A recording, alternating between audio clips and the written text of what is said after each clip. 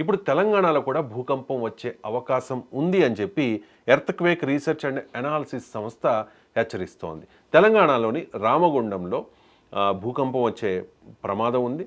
ఆ ప్రకంపనలు వరంగల్ నుంచి అమరావతి వరకు వెడతాయి, హైదరాబాద్లో కూడా ప్రకంపనలు వస్తాయి అని చెప్పి ఆ సంస్థ హెచ్చరిస్తున్న పరిస్థితి కనిపిస్తోంది.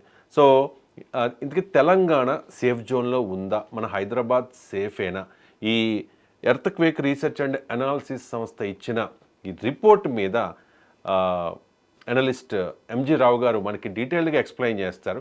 సో తెలంగాణకు ఎంతవరకు ప్రమాదం ఉంది, హైదరాబాద్ సేఫేనా, అలాగే తెలంగాణలో భూకంపాలు వచ్చే పరిస్థితి ఉంటుందా అనే దాని మీద మనకి డీటెయిల్డ్గా ఎక్స్ప్లెయిన్ చేస్తారు ఎంజి రావు గారు. తెలంగాణకు భూకంప ప్రమాదం అనే ఒక వార్తతో ఒక రకమైన ఆందోళనలో ఉన్నారు తెలంగాణ వాసులు, ఏం చెప్తారు?